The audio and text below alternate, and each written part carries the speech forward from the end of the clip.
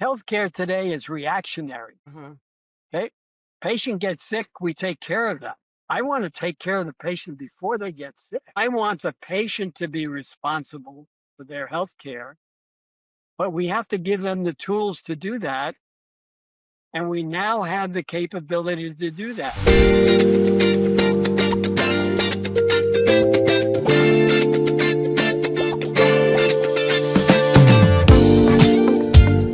Welcome to Mike Up, the next chapter from 1969 to AI, Dr. Jay Sanders on founding the ATA and what's working now. I'm Kristin Guglielmo, your host, and today we are joined by Dr. Jay Sanders, often called the father of telemedicine. He is the founder of the American Telemedicine Association, CEO of the Global Telemedicine Group, and an adjunct professor at Johns Hopkins. Welcome, Dr. Sawyer. Thank you very much. It's a pleasure to have you here today. Well, I'll be telling the story I keep telling over and over again. We're looking forward to it. We're looking forward to it. So today we're going to explore how Dr. Sanders' original story from 1969 at Massachusetts General still shapes what's working now, especially as artificial intelligence meets virtual care. Dr. Sanders believes that the best way to predict the future is to look to the past, and we're going to turn that philosophy into a practical playbook for today's leaders. Jay, let's start at the very beginning and take us back to 1969. What did those early days look like, and who encouraged you to take the first leap into telemedicine? Well, first of all, I think it's important to know that the only reason I'm here is because of two of my professors back in 1969. Actually, one of the professors um, I initially had contact with in 1967 when I was a third year medical resident at the Mass General Hospital. And that was Dr. Ken Bird. And Dr. Bird, interestingly enough, his research was on asbestosis. He and Dr. Harriet Hardy were the ones who identified the critical particle size of the asbestos particle that caused asbestosis. But his clinical work, he was, interestingly enough, the medical director at Logan Airport Medical Station. Uh, and as you might anticipate, every time a passenger got sick, he had to go out to Logan Airport. Now, Logan Airport is only about 3.5 miles away from the MGH, except in Boston, where the traffic was so bad, it used to take him an hour each way. And this one day, this was How long ago? 1967. The traffic is still the same. Yeah, well, I mean, when you said that, I'm like, 67, there was that much traffic then? Go ahead, sorry. Yeah, there was. And um, so it's 1967, and I am running the emergency department. Now, I'm an internist. I'm not an emergency medical specialist, but there was no emergency medical specialist in 1967. They hadn't formed their specialty yet. So the third year resident in medicine and the third year resident in surgery each took 12-hour shifts in the ER. And this was my shift. It was 1967. All of a sudden, the ER doors swung open, and I, of course, expected EMS to be bringing in a traffic accident victim. Well, the only traffic accident victim was my professor. And he was standing there in the door, hot and sweating.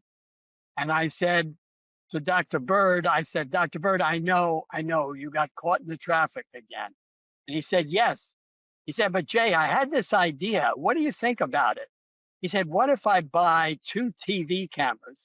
Now remember, this was 1967.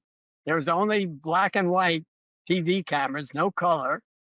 He said, what if I buy these 2 TV cameras? I put one at Logan Airport and one here in the ER, and I started examining patients over the TV.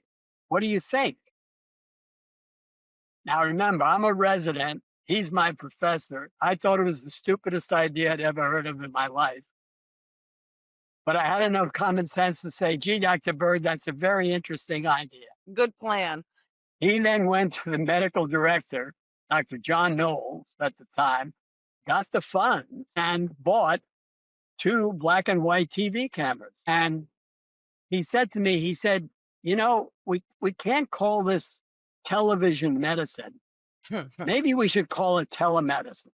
Wow. So back then, That's how the name occurred. And I said, okay, that sounds good. And then, much to my surprise, literally every chief of service started to use it. wow. If there was a consult that was needed, except one. Fascinating. And that was Except who? Dr. Tom Dwyer, who was chair of the most commonly used reason that telemedicine is used today, chair of psychiatry. And he said, Ken, this will never, ever work in psychiatry. This is cold, mechanistic. It will come between the psychiatrist and his or her patient. 3 years later, the entire department of psychiatry did a study of telemedicine and found that it was not only not as good as, it was better in eliciting the response from the patient at a distance than it was when the patient was in the room with the psychiatrist. Fascinating. Yeah, that is fascinating. And I still left somewhat quizzically the MGH actually in late December of 1969 and went to a much sunnier, warmer place, the University of Miami. That sounds good. And about 3 years later, I applied for a grant from the National Science Foundation to assess the value of telemedicine. That was really one of the first grants that was ever given for telemedicine. And I wanted to see whether or not nurse practitioners using telemedicine could be equal to the care provided by board certified internists. There was only one problem. There were no nurse practitioners in the state of Florida at the time. So I started the first nurse practitioner program in the state of Florida. We used the dean of the School of Nursing, the associate dean, and 6 Jackson Memorial ER nurses. And 3 years later, we did our evaluation and found that the nurse practitioners using telemedicine were as good as board certified internists physically on site. Wow. Fascinating. So I became very enthusiastic about telemedicine. Things had changed, though. We didn't have to use TV cameras. We could use video compression technology, which was just being developed. And we needed to use Wi-Fi cameras or repeating Wi-Fi antennas every 30 miles. So there was a real distance problem. But as the technology, as the telecommunications improved, we could do more and more with the technology. Okay, fast forward from 1976 when we completed that study and submitted a 4-volume report to the National Science Foundation. I couldn't get anybody interested in telemedicine. And now I became an enthusiastic person with respect to the value of telemedicine for remote communities. So skepticism was one of the biggest problems that you had with the. Absolutely. Until, think about this, October of 1991. So here I am from 1976, where I proved the value, to 1991, trying all the time to get somebody interested in this. When I get a call from the governor of the state of Georgia, Governor Zell Miller, who said, Jay, I heard about what you've done with telemedicine from the president of the Medical College of Georgia, Dr. Fran Tedesco, who I knew very well because he had been at the University of Miami, and I actually had written a letter of recommendation for him in the late 1970s to go to the Medical College of Georgia to chair their department of gastroenterology. He had now become elevated to the president of the medical college. He had remembered the grant that I had from the National Science Foundation, mentioned it to the governor, and the governor said, Jay, I want you to come to Georgia. This was in October of 1991. I remember it very distinctly because it was a huge surprise. And when I met him, he put his hand out to shake my hand, and he said, Jay, I'm the governor of 2 states. I looked at him and I said, excuse me, governor? And he said, yes, I'm the governor of Atlanta, and I'm the governor of the rest of Georgia. And again, I looked at him quizzically, and he said, Jay, we have all of the health care we need in Atlanta. He said, but the rest of Georgia is rural. And what we're finding, and he pointed out so many things at that meeting that not only had I not thought about, but that today most governors don't think about. Well, Still, and it's still happening today because, as I was an insurance professional, and more in the property casualty section. So when workers' comp came into place, and we have all these rural towns out here in Connecticut, where we have more land than than people. There's a huge acreage, and so the doctors aren't out in those rural areas, and we're having that issue today with those people and employees who get injured and being able to be seen, or in those local hospitals being able to see no, professionals. absolutely. And exactly your point. He then went on to say, he said, Jay, this is not just a problem of healthcare. He said, it's a huge economic problem. And he then went on to explain to me, he said, Jay, look, here's the scenario. We don't have the specialists here in these rural hospitals because there's not enough patients for them to see. He said, so the minute they come in to our hospital, they get transferred out. The bed census of that rural hospital goes down, and that hospital has to close. And that's still happening in many rural communities. And he said, the important point here is that what most people forget is that the hospital, a rural hospital, is often the major employer in town. He said, so that when that rural hospital closes, within a 3 to 5 year period of time, the entire economic infrastructure of that rural community closes. The other thing we found out, and we developed a 59 site hospital system, working with Southern Bell at the time. Southern Bell doesn't exist anymore. Somehow I remember the name. I don't know why. I think it was my grandmother. Yeah. And we used those funds to put in what are called, they were common in those days, T1 lines. They allowed us to connect to all these rural hospitals. So we had 3 academic medical centers connected to 9 comprehensive community hospitals. Each of those in turn connected to rural hospitals.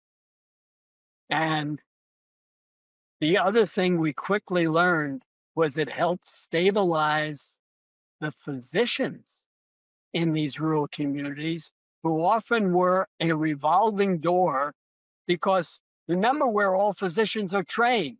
They're trained at academic medical centers. They have access to every subspecialist they need. Whereas in the rural community, they often leave after 3 to 5 years because they don't have access to the latest information. Yeah. and the people who are up and rising and know all the stuff that they're learning from. I mean, that's a lot of the reasons why people leave, is because you don't want to be the smartest person in the room. You want other Absolutely. people to be smarter than you so that you can learn from them and keep building on yourself to be better at what you do.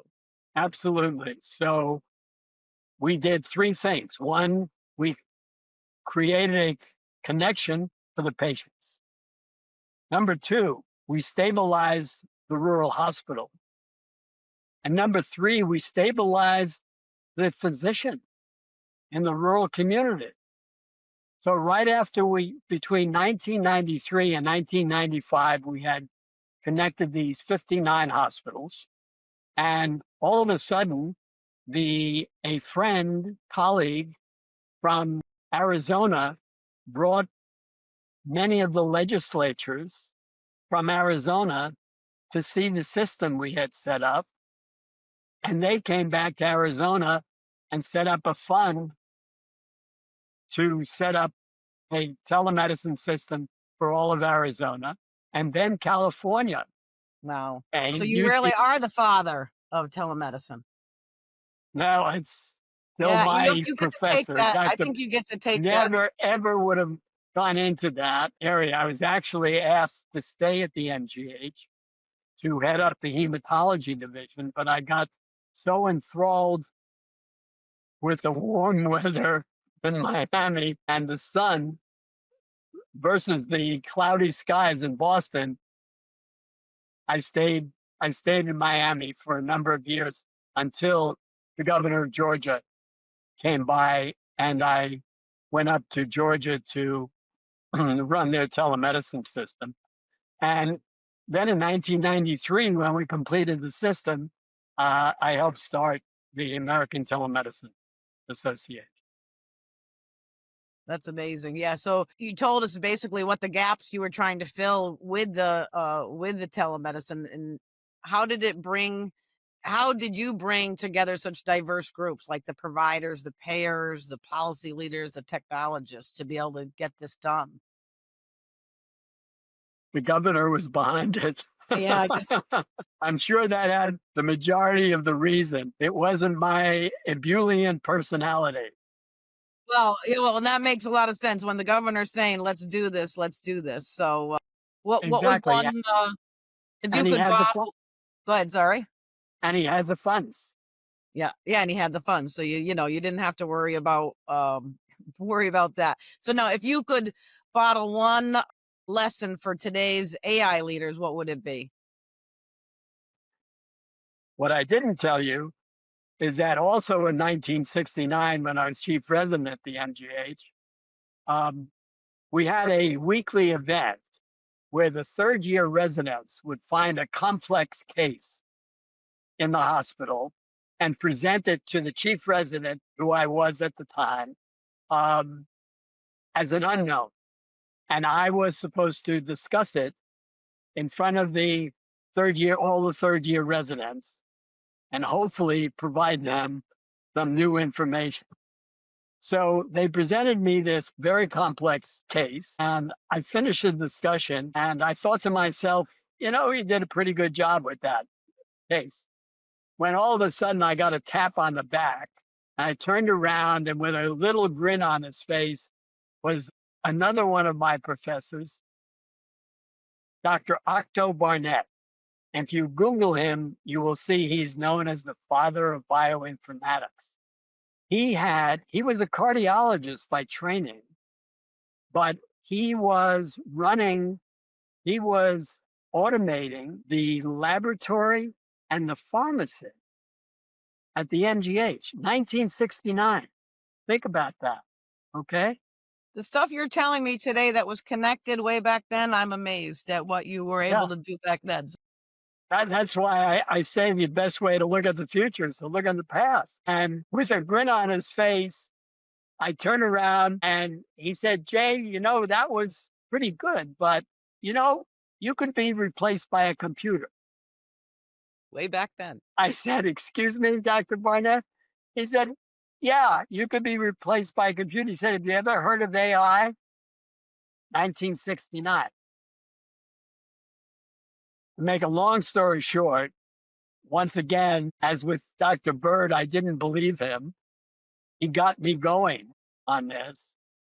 I'll never forget the first patient we tried his system on. It was a patient who came in feeling weak into the ER, and he didn't look very healthy. And I decided to get some lab work on him.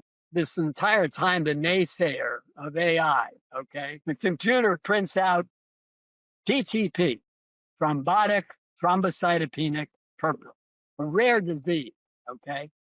And I look at the computer and say, I got him.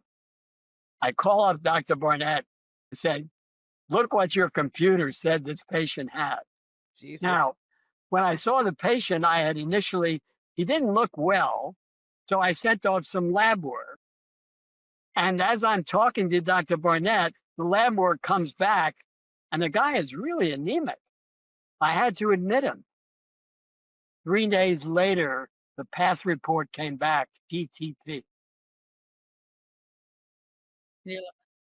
You didn't have to convince, one case didn't have to convince me with statistics. I was now an AI champion. Well, that was one of my questions. Like, what was it that said, this is the future to you? What was that one moment that this is the future? That was the moment. Yeah, that was the moment. And then I tried doing it, and we quickly realized we didn't have the computer power. Today, of course, we have the computer power, and with quantum computing starting to come in, we've got all the computer power we need. Yeah. I want to, most importantly, forget everything I've said before.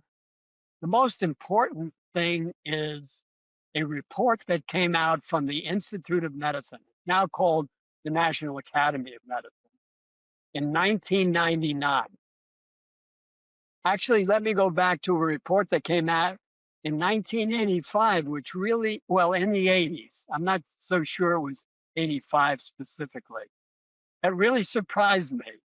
It looked at residents who had finished their residency 10 years later, when they were in practice, seeing patients, etc., established physicians. And it demonstrated that these physicians were still ordering the same medications they were when they left their residency. They hadn't updated and upgraded the medications they were prescribing for their patients. That was very strange. Then 1999, the Institute of Medicine comes out with this benign titled report called To Err is Human. All you had to do was read that report to be frightened. What it said was that we wonderful physicians, ready for this? Kill approximately 98,000 patients a year from inadvertent medical errors. We don't do it purposely. No. Thank God. We do it out of ignorance because we're not able to keep up with the literature. And with the changes. And then in 2000, absolutely. Then in 2015, in the British Medical Journal, Johns Hopkins, the institution I'm with now, Johns Hopkins said, no, To Err is Human report was wrong.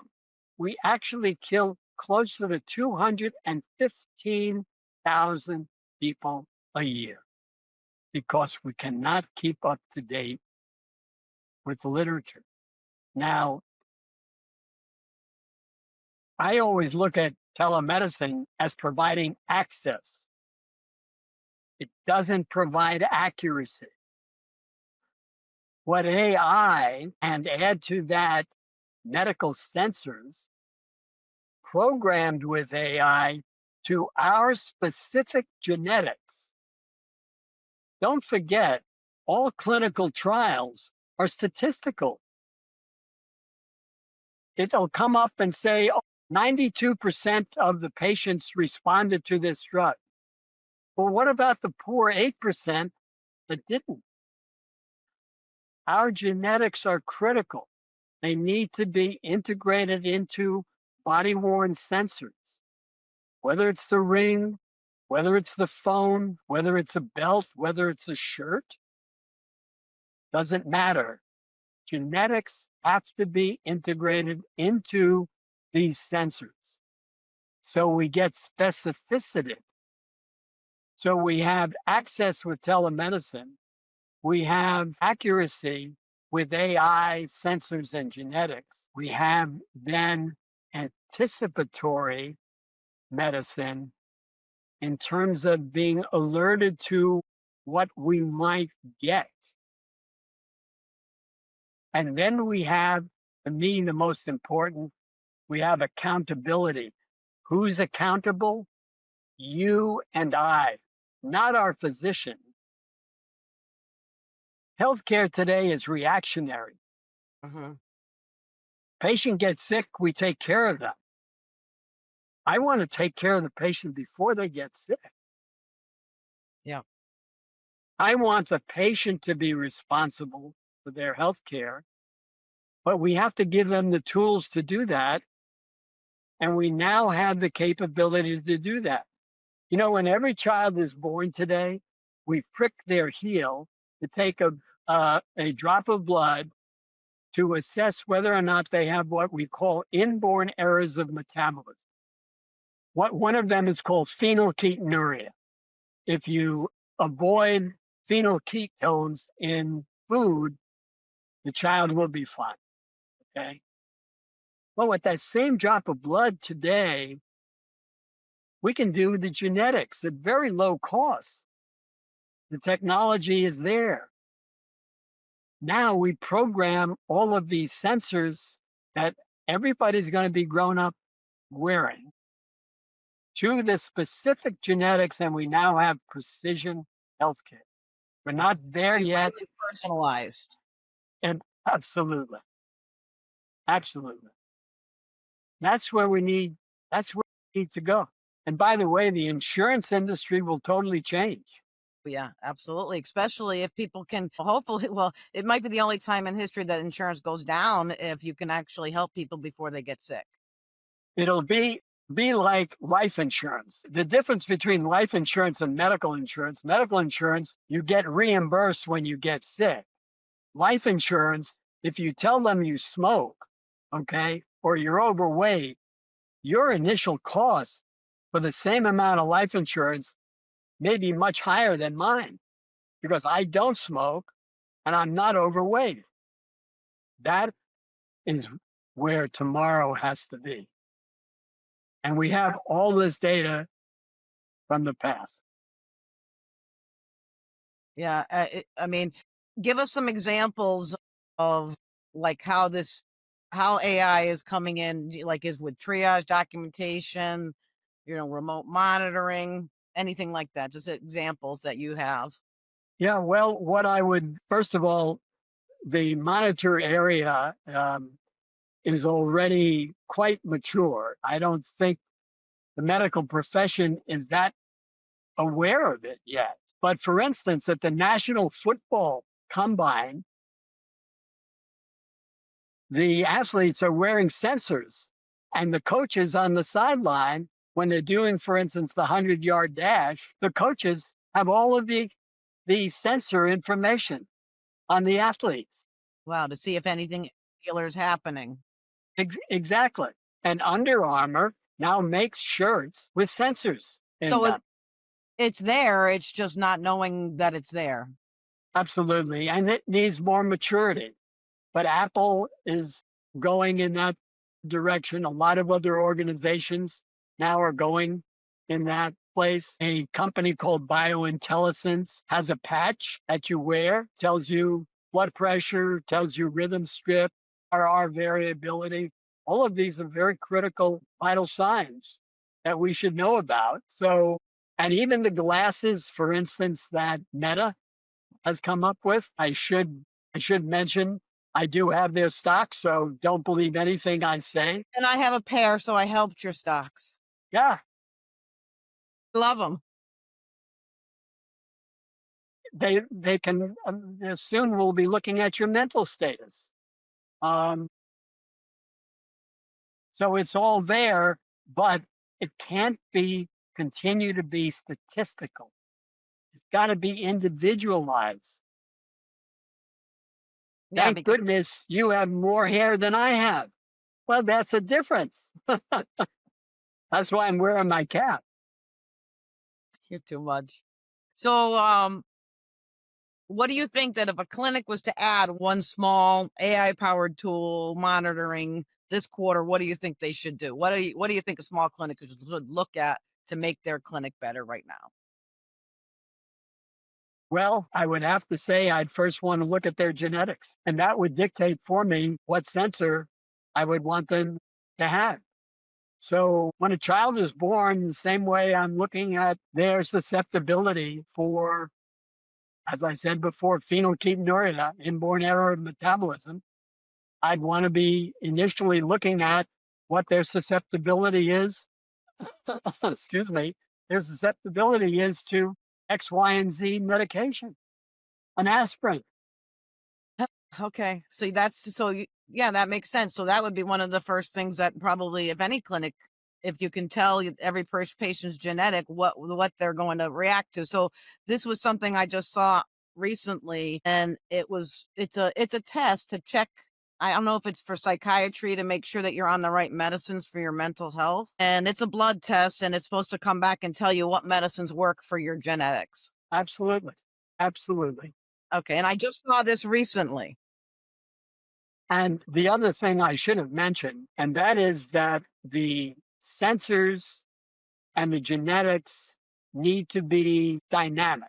What I mean by dynamic is that they need to be constantly interrogating the latest database. Remember what I said about the 1985 study where the physicians, 10 years after they graduated from their residency program, were still using the same medication. I want there to be constant updating with the latest information so that the AI programs of Microsoft and Chrome, et cetera, I want them to be constantly interrogating the latest literature.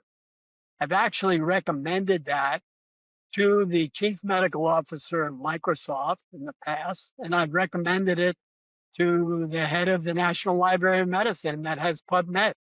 Would this basically be like you're auditing all of your information all the time, and then you're researching and then auditing? Absolutely. The same Okay. way the sensors are checking my moment to moment blood pressure, my moment to moment pulse, they need to be assessing the moment to moment literature. Really interesting. It's amazing really where AI was back in the 60s and in the 70s and 80s, but like how it's going to really help the medical field really personalize medicine Absolutely. and be able to, find things, I mean, even like I'm sure when I go and I get that lung cancer screening every year now, that's something they're looking for anomalies that they're not seeing. And they may be able to find those anomalies, that machine, better than, a physician might, or it's something that doesn't spend the time that a physician has to do unless there's something that they actually see.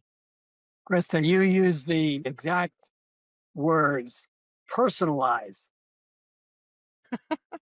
We use the term today, but it's still statistical. It's really not personalized. No.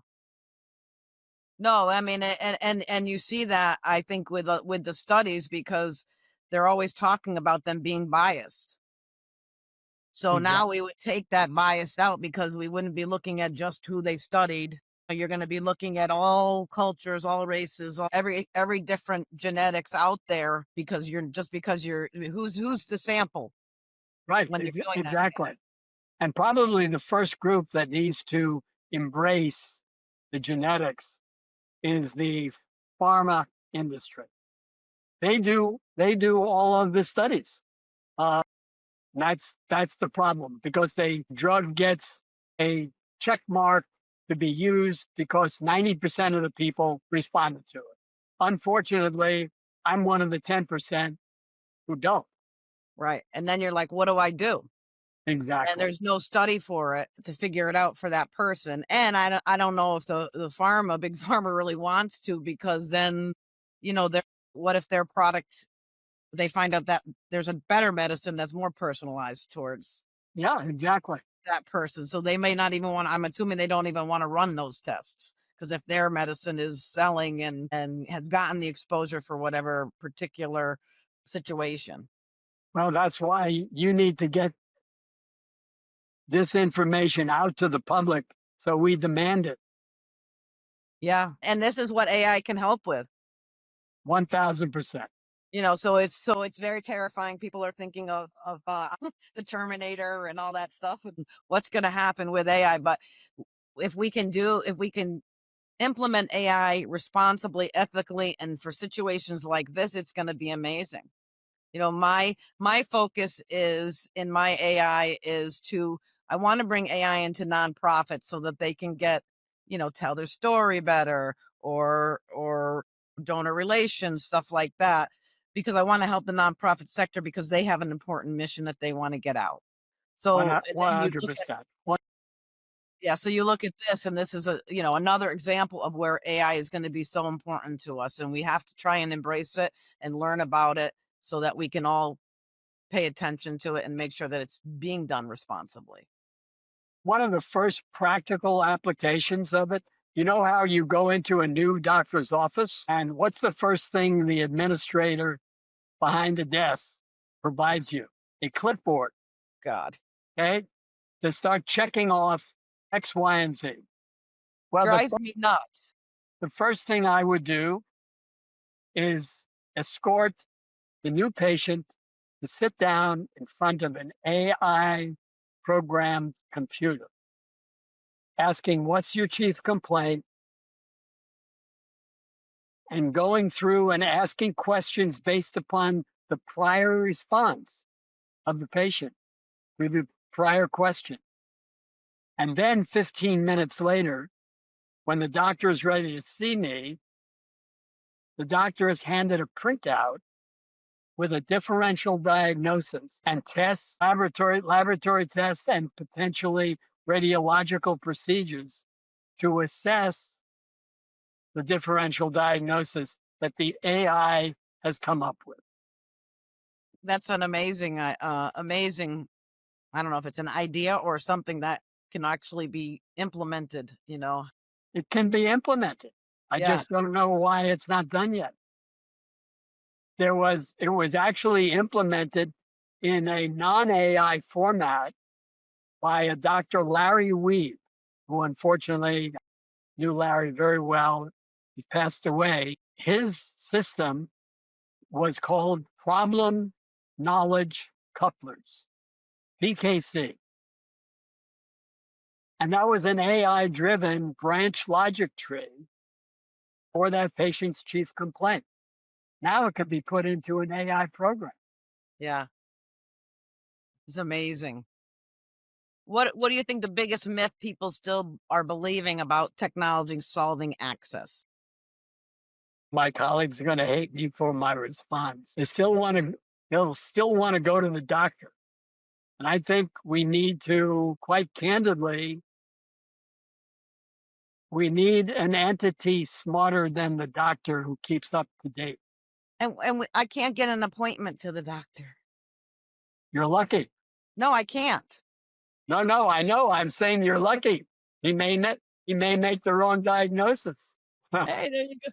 Yeah, well, I mean, it's amazing being able to get in. So if you could actually talk to someone and have something smarter than But I mean, go it's back to what I said previously, and that is you need to be your own physician.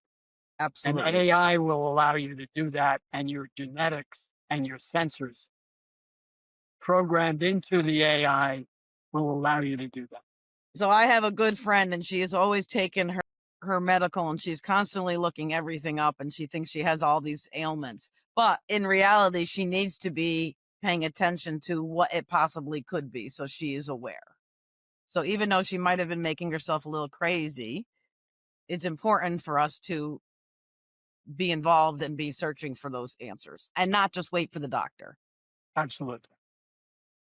So before we wrap up, I have a few quick questions. So one telemedicine milestone you wished more people knew about today? Well, the first thing that comes to mind, other than the fact that beware of your physician, um, is, let me go back, 1995. I got another grant from the federal government, actually from Congress. It was an earmark. They did that in those days. One of the patients that we were constantly readmitting to one of these rural hospitals was a patient who had, I won't give you her name. She had severe asthma, and she literally every couple of weeks she'd end up in the ER having to be intubated and put into the intensive care unit. And when we had discharged her 2 weeks previously, her pulmonary function studies were almost normal. I'm wondering, I said, my God, something's happening when she goes home. I said, we need to figure out how to do, and this was the first time this had occurred. We called it the electronic house call. We got together with the local TV cable company. And in those days, it wasn't fiber, it was coaxial cable. But they were able to figure out a way to make it interactive.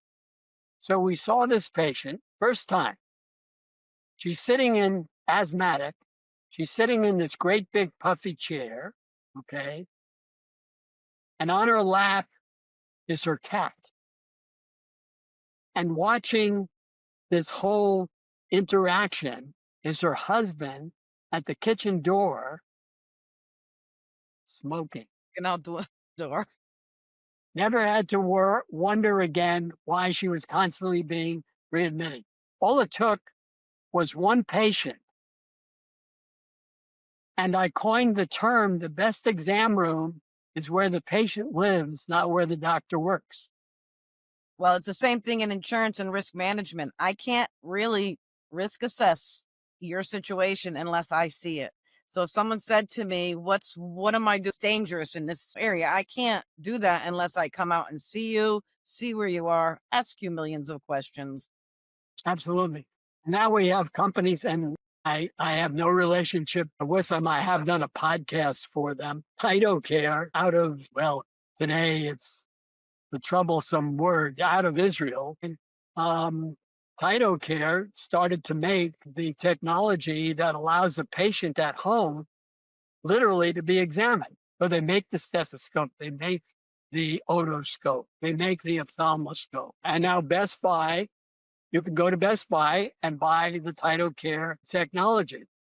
I think homes in the future, builders, or actually, and I have an example of that, but we don't have the time, companies like ADT, the alarm companies, will not only knock on your door and say, we provide home security, we provide home health security. And they'll put in these sensors. I actually worked with ADT in the past to do this. It's really going to be amazing, I think. What's a book, article, paper you would recommend to any health leader about AI and how you can bring telemedicine? Well, that's easy. They should listen to this podcast. Okay, perfect. All right. And in 5 years, complete the sentence. In 5 years, virtual care won't be called virtual care. It'll be called care. Got it. Because it's going to be so normal. It's going to be part of our day-to-day lives. Absolutely. So Dr. J. Sanders, thank you for sharing your journey and your wisdom. And for our listeners, you can learn more about the Global Telemedicine Group and Johns Hopkins Medicine. If today's episode sparked ideas, please share it with your colleagues and subscribe to Mike Up, the Next Chapter. I'm Kristin Guglielmo, and thank you for listening.